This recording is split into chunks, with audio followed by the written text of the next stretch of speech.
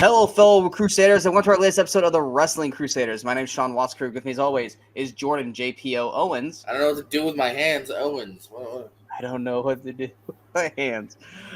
Today, we are talking about the Royal Rumble. It is less than a week away now.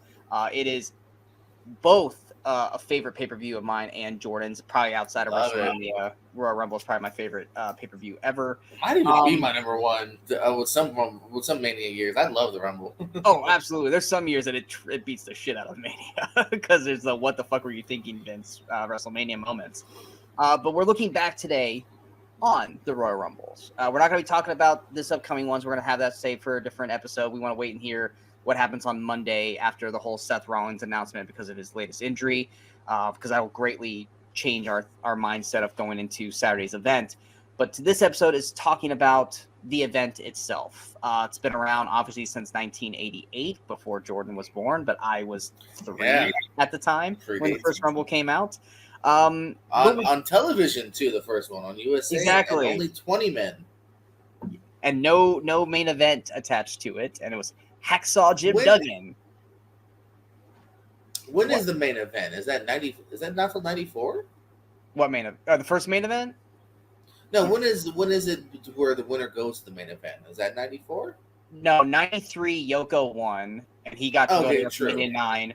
92. The title was on the line. On the line. Yeah. 91. Hogan won it and got a title shot at Slaughter at 7. Okay, so technically 91 would have been it because 90 Hogan won it. But he's just straight up the champ, I think. Isn't it? Yeah, he was just the champ at that time. Because he went right into WrestleMania 6 with Warrior. So 91, I think they didn't advertise it as the winner gets a shot, but it was just like, well, it's Hogan. Because Slaughter won at Rumble. He beat Warrior. And then Hogan won Rumble, and then they met at WrestleMania 7. Slaughter. Yes. Exactly. So 91 would have been technically the first one, and then they went from there. But they didn't start advertising it until 93 when Yoko won it. With hands down, one of the worst endings to a Rumble match ever, where Macho decided trying to pin him. Yeah, Macho was like, "I'm going to pin him." Macho, what the fuck are you doing? Just fling his ass over the ropes. But yeah, I know you said it's your favorite pay-per-view, but talk a little bit about the Royal Rumble for you. What's it mean to you? All that kind of stuff. Yeah, no, I think I've always just loved the concept of, it's even a great thing to look back on too, the Rumbles, because it's such a flash photo of where the roster is that year. You know what I mean? There's like, what is it, some sort of crazy statistics about, what are we in the 600 different men have been in it or something crazy? They surprisingly have not done that video yet. I kept waiting. Oh, no, because we got one more week of TV we haven't seen yet. Well, yeah, because my girlfriend, she likes wrestling. She loves it more now because, we were together and she's watching it with me because, how do you not love wrestling if you're watching it with me? But she went a long time without watching it. She's never seen a Royal Rumble match. So I was like, well, eventually they're gonna do the by the numbers video, and the numbers, yeah. But they haven't done it yet. So it's like every time we watch Raw and SmackDown, I'm like, fuck, when are they gonna show that video? So I eventually just went back and I eventually showed her a Rumble match. Which, granted, at the time, I love that one, but I'm watching it with her. I was like, this is probably not the right one to show her. Ooh, what'd you show her? I showed her 98s. Okay. With when Cactus and Chainsaw Charlie started, it was very hardcore-y. Hell yeah. But then, I think, once again, looking back at the roster in 98, it was like, it was like DOA and. Are you not a Tom Brandi fan? Yeah, exactly, fucking Tom Brandi, and it's just like. I was like, oh man, I really chose the wrong year for her to really kind of like sink her teeth into, but she got the gist of it. But yeah, it's but go ahead and continue what you're saying. No, it's always been a favorite of mine. I love these multi-man matches. Another reason why I miss kind of old school Survivor series. But yeah, I mean, I remember the first one. I mean, I would always rent them on VHS. The first one I kind of remember live was the '96 one. Which, looking back, 96 is full of a bunch of jobbers, too. You got the random Samoan SWAT team. You got, I think, Doug Gilbert? You never see Doug Gilbert get into KO Omori, isn't it, for some reason? I think you continue to, Duke the Ducker Trosi, Elder Montoya. It's a fun little peek into where you were in '96. Well, that's the funny thing about '96 was this because didn't Duke beat Triple H for the number 30 spot that Yes. year? Yeah. It's really actually even more interesting than that. So it's on the free for all, which was their kickoff, if you will, at the time, and it's for the the losers number 30, the winners number 1. Triple H won, but they did like playback where like they showed the ref the clip, like something they never really did much before or after. So it's a really weird like, oh, hey, look, you cheated. You're right, he did cheat. All right, Duke won. And it like, mattered. It mattered, dick, to the overall effect. It really didn't matter. Yeah, I think Duke ends up lasting like 3 minutes, and Triple H I think is close. If he's not the Iron Man, he's close to it. He's in it for a minute. He's in that '96 one for a while. Yeah. Also famous for the '96 one was evidently Stone Cold was supposed to last longer, and ended up fucking up and getting eliminated earlier than he did. Honestly, my favorite moments of '96. That's one of my favorites of all time too. Obviously, because lifelong Shawn Michaels fan was Shawn eliminating both Vader and Yoko. Yeah, I thought that was like the oh my god moment. Yeah, and that's and still the very hyped Vader too, because this is Vader's first match actually in the WWF. Yeah. So it's still like, oh, WWE World Champ. Like you're thinking. Was it like the next night when he like fucked up Gorilla Monsoon?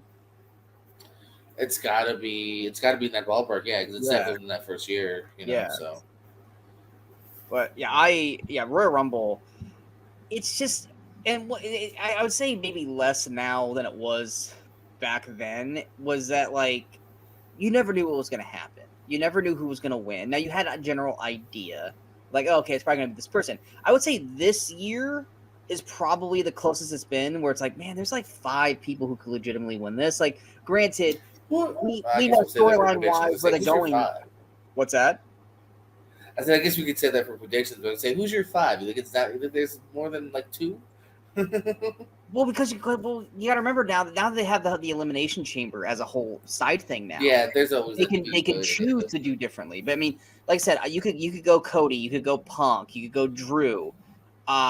Honestly, those are probably the main 3. But you could do an upset thing with Jay.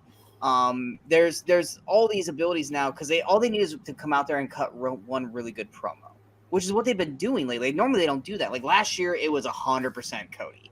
Like they weren't even building anyone up really to win the thing outside of Cody. So when Cody won, you're like, well, yeah. I mean, we kind of fucking saw that coming, And like, but with the women's, we had. We're like, oh, we hope Rhea wins, but they're not really building Rhea up to win the whole thing. They weren't really building up. Yeah, you weren't sure. You wanted it, but then again, they don't always go with what you want. Exactly. Whereas like this year, you got Drew coming out and cutting a big promo about Rumble. You got Punk, doing that. You've got blah blah blah. Cody and Punk are gonna apparently have their conversation on Raw. I was like, Raw is doing a really good job. Shinsuke went out and had his little anime promo about wanting to win the Rumble. So, I mean, you're actually building up challengers to say, hey, they actually could potentially win. Now, I love Shinsuke. He ain't going to win it. I would love it if he did, just because of like, oh, my God, they're giving Shinsuke another Rumble win. But they're doing a good job of building these people up. And this is probably, like I said, first time in a long time where I'm like, they're actually taking the time to make you realize that many other people could win this outside of like Cody. And with the Punk of it all, now we have no idea what the hell's going on. But I mean, like back in the day, and we were just talking about this before we went on air, like back in the 90s and stuff, you'd have like 15, 16 little vignettes of like all the people like having like a 30-second like promo about why they're going to win the Royal Rumble. And yeah, like Hogan was there. It's like, oh, it's probably going to be Hogan, but it might not be Hogan. Like everyone thought Hogan was going to win in 92 and win the belt, but it was fucking Ric Flair. Not like anyone at like our ages at the time would have thought Ric Flair was going to win. And he fucking did. And it's one of the best Rumble matches, greatly made because of Bobby Heenan's commentary during it. But I feel like a lot of the 90s winners were not really like obvious. I mean, like, I don't think Yoko was super obvious. Like, I don't think Shawn in 95 was obvious. No. 96, maybe a little bit more. Austin 97, no, he's not a main eventer at that point. Vince McMahon in 99. I mean, which I hated that. I hated that. Yeah. But and I little side quest here. Royal Rumble was when my cherry got busted on realizing that it was predicted or if it was planned. I thought your like cherry was busted. Like, I met a no, lady no, no, at no, Rumble no, no. '99. No, Royal Rumble is where my It's All Real bubble got popped. It was Royal Rumble '95. I'm sitting there with my dad, and my dad's like, "Well, I got the dirt sheet. I know what's gonna happen. I know everything." I was like, "Yeah, you also said Bret Hart was gonna turn bad like 2 years ago, and Bret Hart's still going strong." Eventually, that happened, but he's like, "How about this?" He goes, "I'm gonna write," and this was like an hour before the show started. He's like, "I'm gonna write down the name of the winner, and I'm gonna put it on this piece of newspaper. I'm gonna put it all the way over here." He goes, "And at the end of the show, we'll see if I'm right." And he wrote down Shawn Michaels. And when he came out number one, I was just like, "Oh God, Shawn's not winning." And then Shawn fucking won the whole goddamn thing. And I was like, and I looked over, I saw Shawn Michaels. I'm like, "Why did you do this to me? Why? Why? Like, dude, I wasn't doing anything wrong. It's not like I was pissing you off. Why did you burst this bubble for me?" But yeah, Royal Rumble '95 was the first time when my bubble got burst. It was pre-planned to a point. But You and British Bulldogs during your dash that night. yes, but that's what I went back and watched '95, and I'm just like, honestly, outside of Shawn, who would have wanted to have won that match? Like, who out of that Bulldog, group? that made sense that They he would could have been have. But yeah, Bulldogs, I don't know. like, I mean, but they were 1 and even 2. the final four is like what? Crush and Fatu? Like, No, you know what I mean? that Like, was yeah. that's Oh, 95. yeah, because '94. I thought it was Brett, Luger, Shawn, and I think Crush or Fatu. Because remember, because they I'm both mixing ran them at the corners at each other, and they just Yeah. both put them over. Yeah. Like in '94, that was another one. Brett and Luger going out at the same time. That I think everyone thought Luger was just going to straight up win that one. I didn't think Brett was even an option going into Mania for that year because of the whole Owen of it all. But like I said, it was much more like, oh, like I don't know who's going to win this. And then the last few years, it's like, yeah, I mean, that's who's gonna win it. But I feel like this is the first year in a long time where I'm actually excited for this Rumble because I feel like there's options here.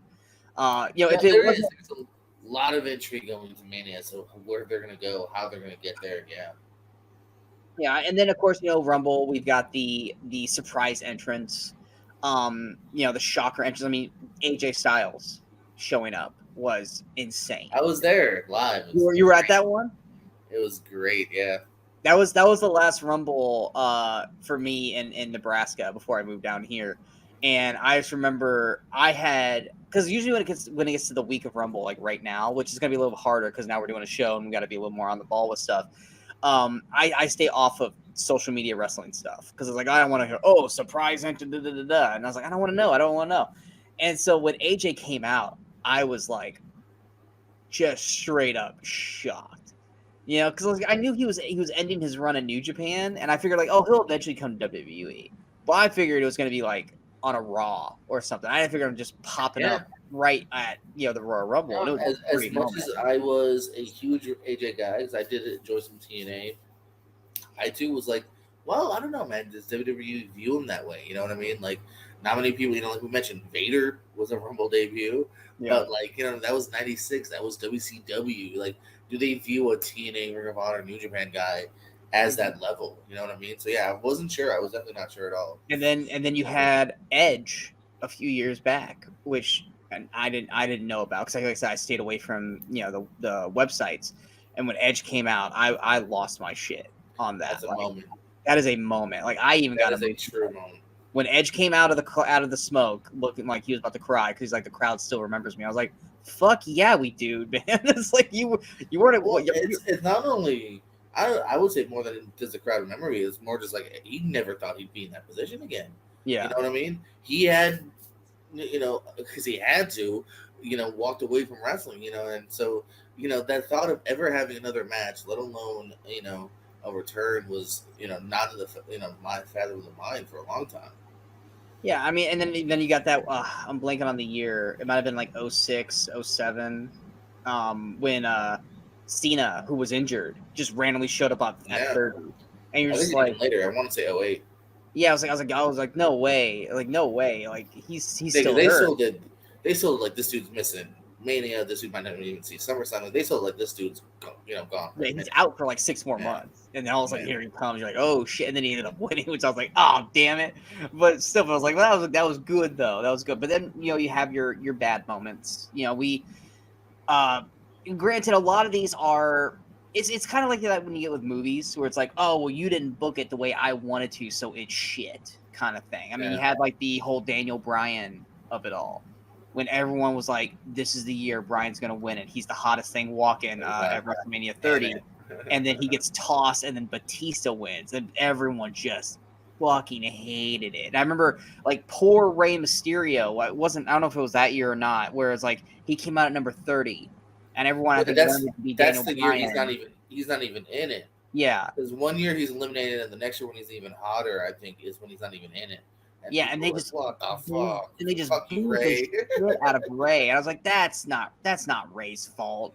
Who doesn't matter who was number 30. If it was Daniel Bryan, we were at that point. You should have sent Miz out there or somebody at 30. It's like look, if you're gonna hate this, you might as well have someone go out there and, like, better yet, play Daniel Bryan's music and then have Miz come out. Well, don't play his music. That would have been epic heel heat. That's too meta. That's too meta. Because that's a fan thing. But you could have the person like start doing the yes dance, like, oh, okay, fine, you want him, fuck you. Yeah, but but a lot of those ones I felt were, granted, we dictate what's good or bad based on how we feel watching these things. But those were like, WWE, come on, man, you really fumbled the ball. And then they had a retcon the year they threw him out early by still giving him a chance to win at Mania, and then he won at Mania. Like, that was literally Vince scrambling, going, oh no, I made the wrong choice. I must fix this kind of thing, which WrestleMania 30 is notoriously amazing for that, outside of Undertaker losing the streak. But like I said, there's been a couple years where someone won, you're like was Alberto Del Rio winning the 40 man. That one was like, really? Him? That's who you wanted to win that year? Like, I don't know who probably would have been in the best situation to win that year, but when he won it, like, even Shinsuke winning a few years back, like, I was happy Shinsuke won. But I was like, damn, I was not prepared for Shinsuke to win that match, because it wasn't Shinsuke and Roman in the final two. You know why I was happy Shinsuke won? Because it wasn't Roman at the time? Well, that and I had money on the line. we did the random drawings where, like, we get like 2 numbers, and if that number wins. And whatever Shinsuke drew that year was the number I had. So it was the most invested I ever was in the final two. So I was like, come on. Oh, so you were rooting for the number, not necessarily Shinsuke. well, Shinsuke had my number. So yes, it was both. I like Shinsuke, and he's going to earn me money if he wins, and he won. So. How much did you end up winning? It was just a small pool, but like $50, which is like, hey man, I'll take $50 for free. Exactly. If it was like $5, we're like, fuck, I don't care. But $50, I wouldn't be mad. Even $5, hey man, I'll buy him a chicken. But no, it was like $40-$50, I think. But yeah, but like I said, and there's the moments that Royal Rumble has created over the 40 decades, 4 decades. Jesus, Sean. You got the super fast eliminations, like the Bushwhackers or Santino. Bushwhacker, Warlord, and Santino. They tried with Titus, but he fucked up. Yeah. Yes. You got the whole Kofi. Let me do an antic every time I get eliminated, but I don't really get eliminated, which he fucked up last year. Sometimes doesn't work out. Exactly. Which honestly, I like that it doesn't always work out, because it feels like less planned. Because it's like, well, that sucks. I don't know what he had planned, but. What you got this year, Kofi? Good luck. I don't know. Kofi's hurt. Oh, is he hurt?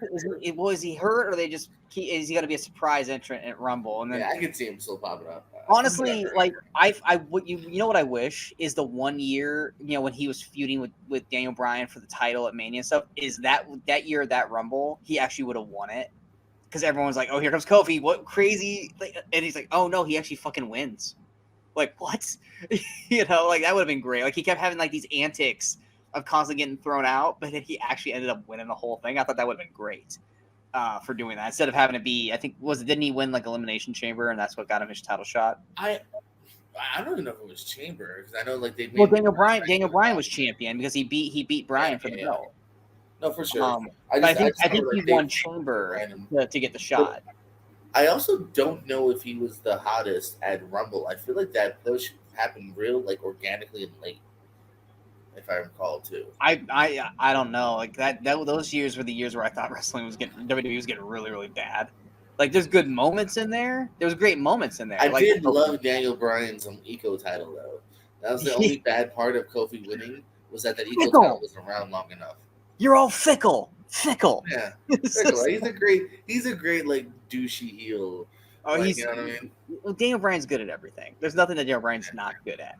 I mean, hell, you can chalk back to when he was dancing around all the divas at one time when he was doing the dorky dance. Like he pulled that off well. I remember I saw him at an NXT event. He was the new signing, and like nobody like cared. Like his table was like so empty, and I was just like the only one was like, y'all are gonna miss out. Idiots. Take this photo opportunity because this is before he debuted on even NXT. Oh but, yeah, like, I knew that like this dude's gonna be great. Like you guys realize this is the American Dragon, right? Yeah, like, no, I just remember like people were probably like more excited for like I don't know, Dana Brooke or I don't think she was there at that point, but like somebody like that. Like they were probably more excited for like a diva that had been on TV twice or something. You know? I just probably would have hung out at the table with him the whole time and just bullshit. I chatted with him for a couple minutes, yeah, because like no one was rushing me, and I was just like, "Hey man, you and Nigel, right?" Well, yeah, because I didn't mention this in the first episode, but one of the guys that trained me when I got brought up, his name was Jaden Drago, and he was a part of that first class of Sean's school with Bryan Danielson. So I had that kind of like link connection there with them, and I got to meet him at least once or twice. So yeah, like if I was you at that moment, I'm like, I'm just gonna sit here and talk to him because like that's fucking cool. I didn't feel rushed. Yeah, I didn't stay around too long. I don't want to be that guy, but yeah, no, it was nice. Oh yeah, but yeah, with Rumble, how would you say the women's have been so far? Because we've had what 4 or 5 women's Rumbles now? Yeah, no, was it 18? Yeah, right. I feel also 2018 maybe. It was the debut. Something like that. Sometimes they're really good. Sometimes I think they're booked better than the men's because there's been some years with the men's where we've lacked surprises or you know what I mean, or like moments where like the match itself might be okay. Because again, the match in general is usually when you really break it down, not that spectacular. It's really a lot of fucking punches and kicks, and it's all about the moments. It's all about the moments. So it's all about surprises and moments. And there's been some men's recently where it's like, oh, okay, cool. I like Booker T, but we've seen Booker T return at the Rumble. You know what I mean? Or like it's Shane, cool. And like I think the women's have always done a good job of like bringing in surprises, bringing in NXTs, and then showing off the main roster. I think sometimes they do better actually when you look at least like the people they choose. Two things that you mentioned in there that I want to touch on. One, the women's have better storyline bookage because you never know which fucking women's going to win the Rumble because they haven't built them up. Now, granted, this year I think they're kind of really focusing on Becky and Nia, but and potentially Bayley. I think those are your 3. Bayley, yeah, a lot of people have thrown Bayley out there. Yeah. Yeah, and maybe Bianca being an outside 4. But I think they do a good job with the women's is because you really have no idea who's going to win that match. Whereas with the men's, it's like, well, yeah, they focus all their time on them. Like clearly, it's going to be this person, maybe this person, and a very, very distant third this person. Whereas with the women's, it's like I'm trying to remember last year if it was pretty much almost set in stone that Rhea was going to win or not. I don't think it was. Like who'd Rhea take out too? Like, do you remember the final 2? I'd have to look it up. Like I said, last year was not necessarily. I have it in front of me. Liv Morgan evidently was the final 2. I mean, at that point, we knew it was going to be Rhea. but Rhea was number 1 when she came into that one. But I don't think... Oh, yeah, she booked it in, too. Her first elimination was B-Fab. Let's not forget, B-Fab might be in this year's Rumble, too. Yeah, sure. But, I mean, I think that's why... She could be last year, so why not? Yeah. I mean, I think that's why the women's has technically been booked, not necessarily better, but been more entertaining. Because, when they do bring back some of the women, like Michelle McCool, you're watching, you're like, Michelle, you could still work if you wanted to. Like, I feel like you could come back in today. Michelle McCool is either the Iron Woman or she's got the most eliminations that first Rumble. Because she's so weird. She comes in and just wrecks shop, but she looks great doing it.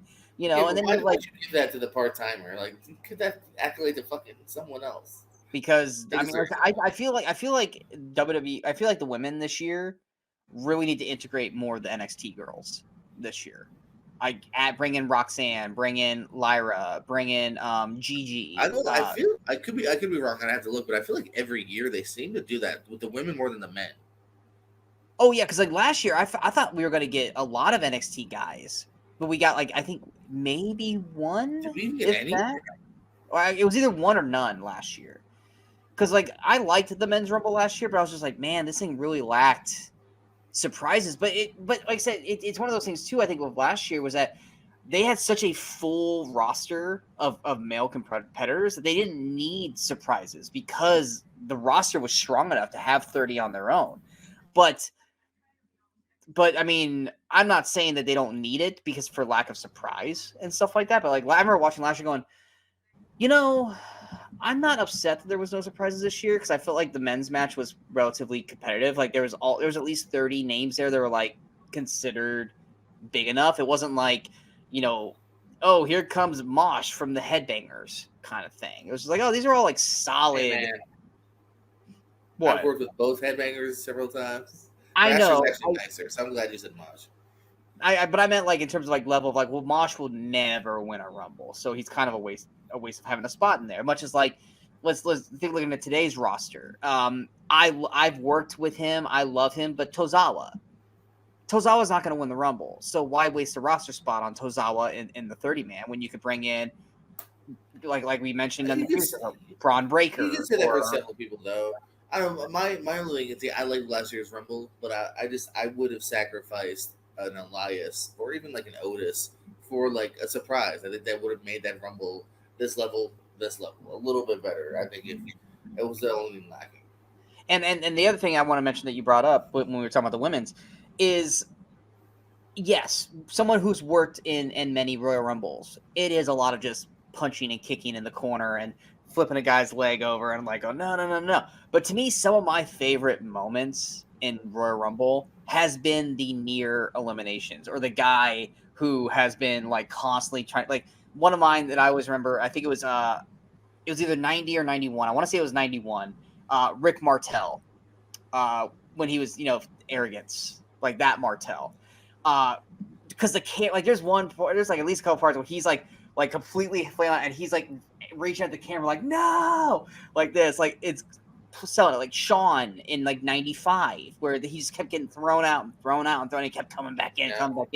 Those kind of wrestlers. A couple of really good ones. I feel like even Rhea and Liv had a good final too, where like there was a couple like hanging on the top rope. No, I'm not even talking really about final two. I'm not even talking about final two. No, I'm just saying in general, like, there's some, as the years have gone by, like people have really like the athleticism's gone up. So yeah, some of the near eliminations have been quite cool. And that's something that I'm glad that they actually doubled down on better now too, since you brought it up, is the final two has become feeling more and more almost like its own match now. Yeah. Whereas like back in the day, you got to the final two and like Hogan is throwing out the last guy within 30 seconds, or he throws out this guy and then immediately this guy's like, oh, come on, this is the final two. Like build it up. And I think the first time it really felt like, oh shit, was probably, I know we're not allowed to say him, but Benoit and Big Show.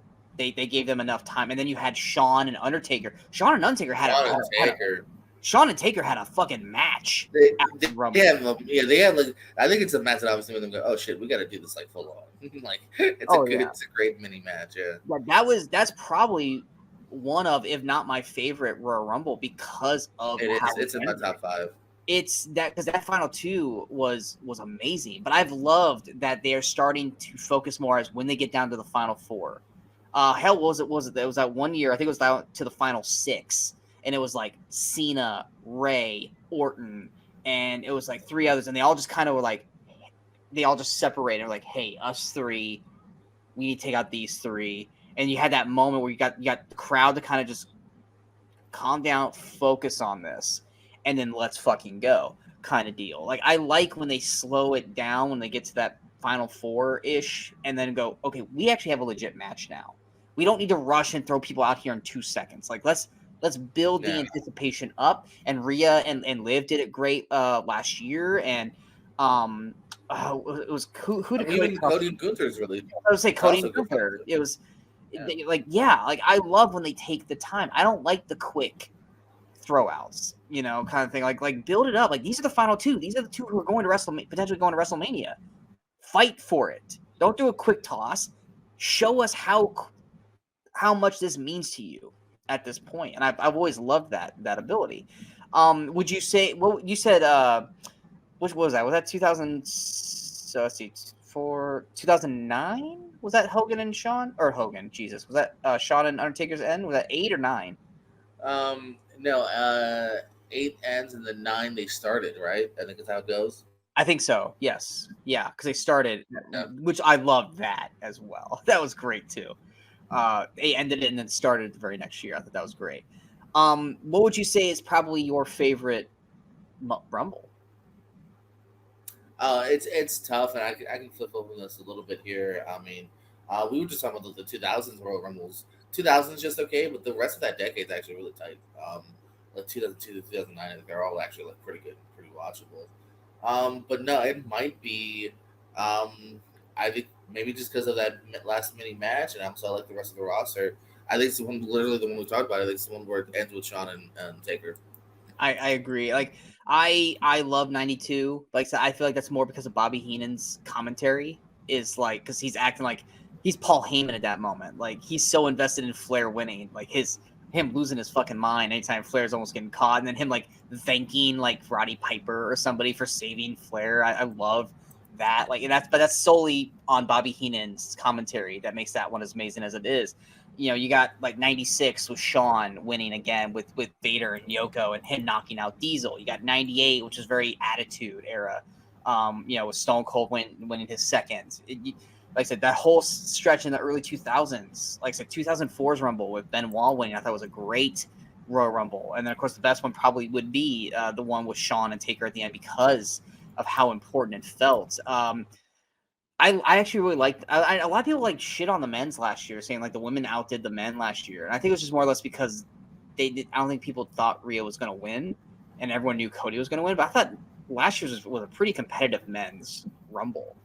But yeah, I think Shawn Taker final two, that whole Rumble was I perfect. think both Rumbles were really good. I think to me, maybe what some people are saying that I agree with. I think their moments were better in the women's Yeah, Rumble. I think it was more solidly entertaining again because of the surprises. Where the men's was like, oh, these are all good competitors. I mean, I like these people, but you know what I mean. Again, you're kind of like as you alluded, we all kind of assumed Cody's going to win. So between the lack of surprises and the obvious winner, well, the match itself might be good.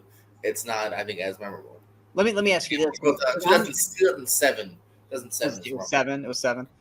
Let me ask you this though: what are your thoughts on this part of the Rumble? Because I normally not a big fan of it. The one dominant person throwing everyone out. You had like Stone Cold in '97. You had Punk that one year. You had Brock Lesnar that one year where Brock was number one. I think he threw out like the first half of the group rather quickly. Do you like a dominant performance like that, or you want it to be where more like it's evenly competitive throughout the whole show? Oh no, I'm definitely gonna lean towards evenly competitive. I think just like when it comes to even like a squash match in general, it gets old after a minute. I understand establishing, okay, it's Brock. Yeah, He's gonna kill the first couple people.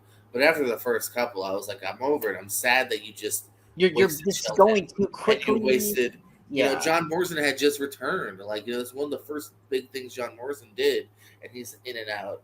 You know what I mean? in I was like, that moment with Keith Lee, and it was just yeah, like, Keith Lee. yeah, Yeah, exactly. Like, I was just like, yeah, I think the bad outweighed the good there. Like, I get it. Like, but I already know Brock's dangerous. Like, I don't know. So yeah. yeah, for the most I was part, no. not It's done a a fan of couple that. times. I'm okay with it. But the punk thing I thought was kind of funny because he also could like using the microphone and whatnot. But you know, I you still think gotta one watch of the out for most I still think one of the most iconic moments in Royal Rumble history was in '97 when Stone Cold was throwing everyone out and he's getting on the buckle and he's like, and then you hear Brett's music, he does Yeah, like the, it's such a Stone Cold solo like that was fantastic. 98, 98. No, that was '97. 97 and then 98, he's stuck in too. Like no finish. 98 because I literally just watched it. 98 was when he said he was Uh, going to take everyone out because it was Cac that was the Mick Foley three faces of Foley Rumble. Three faces. And Stone Cold there was like 10 people in the Rumble Oh, yeah, already. 97 Stone is Cold, Phineas, music hits. I am mixing too. Yeah, and he came from the audience and ran in and like threw out like Mark Marrow and shit, and then everyone jumped him. 97 is the one where he was just dominating everybody. And then I think what was it 290 or 2003 was Kane, where Kane I think broke the record that year. But Kane wasn't like just throwing everyone out. Kane, that was like throughout the whole like show. Like Kane was just taking everyone out, and then Stone Cold threw him out at the end, which that's a great Rumble too. 2003 was a great Rumble. Yeah.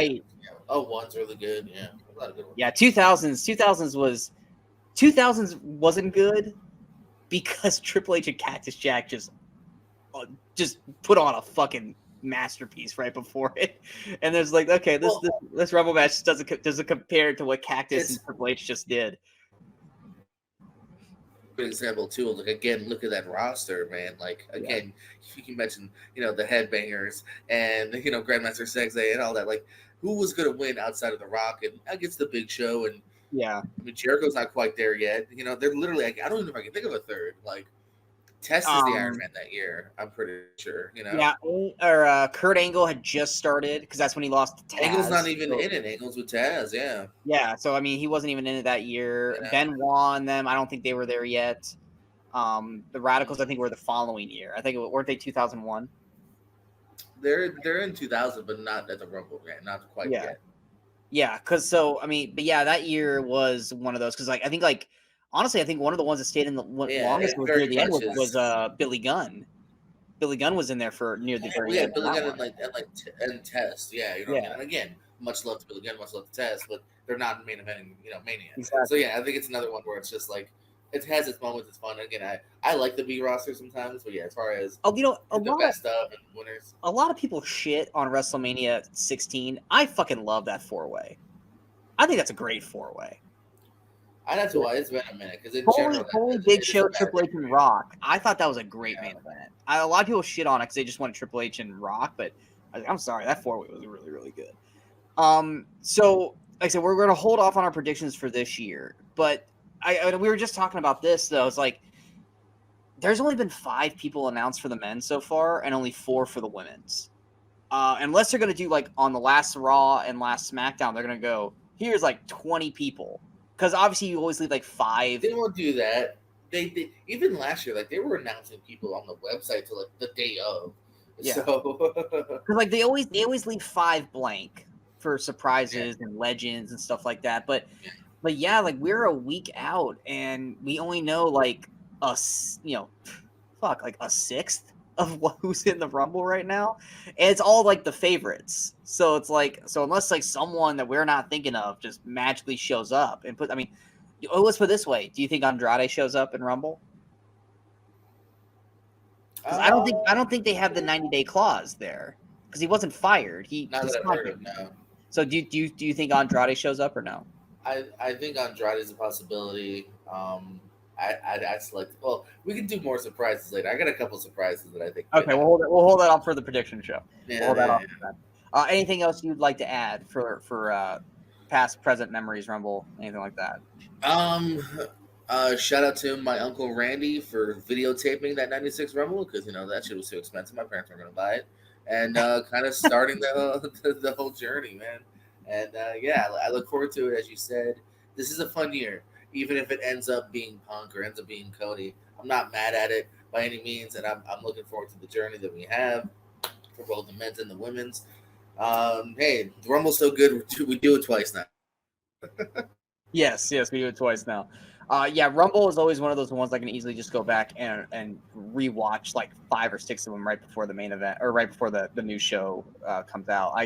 I've watched so many of these matches more times than I can count, as well as some of the singles matches on the card. Like I know we're just talking about the main Rumble match, but there are some matches, just regular matches on some of those cards that are fantastic. Like I said, Triple H and Cactus, and you had that one year I think with was it Benoit and Angle? I think it was 2003 Rumble. Like the AJ year is a really good.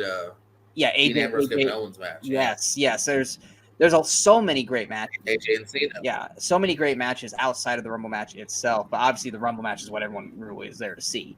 But yeah, we hope you guys enjoyed this episode. What are some of your favorite moments? What is your favorite Rumble? What was your favorite Rumble surprise or anything like that? What are your favorite non-Rumble matches that happened at the Royal Rumble? Let us know in the comments below. Don't forget to hit that like, subscribe, share button so you guys stay up to date with all the latest videos pop up on the Wrestling Crusaders. We just dropped our latest episode. Granted, we just dropped like 5 episodes in the first like 2 days, but that's because we were ready. We were waiting for some things to get through here. Obviously, the channel now has changed to the Crusaders Entertainment, so that way we both the movie Crusaders, myself and Brian, and now the Wrestling Crusaders with myself and Jordan, they're going to be all on the same channel, so you can find us all there, very easily accessed. You can follow us on all the, like I said, the social media outlets you see down here. Like I said, the Reign of Roman and other long reigns in WWE is just out now, and then we got this one coming out here, and then we got the predictions for Royal Rumble coming up here later this week. Like I said, after we find out about the whole Seth situation and stuff, and see maybe what Raw does. They add one more big push before Rumble up until Saturday, and then after Royal Rumble, we'll be back to talk about the aftermath of the Royal Rumble, and then potentially the road to WrestleMania, and see what we have planned coming up for the next couple months. Exactly. What song are we going to be sick of by the time Mania comes around this year? Because they're going to play it 800 times between now and. I'm ready to go. Yeah. Yes. Oh God. Especially if you attend Mania, because like they fucking play it like when you're in the arena for the first hour. Like, yes. Big time. Logic. We're gonna get copyrighted. But anyway, we're the Wrestling Crusaders. My name is Sean Wasserkrug. That is JPO Jordan Owens. And until next time, in case we don't see you, go watch some wrestling. Go have some fun. Don't try this at home unless it's on your little brother. Don't tell mom. So, goodbye. Mwah. And good night. Bang!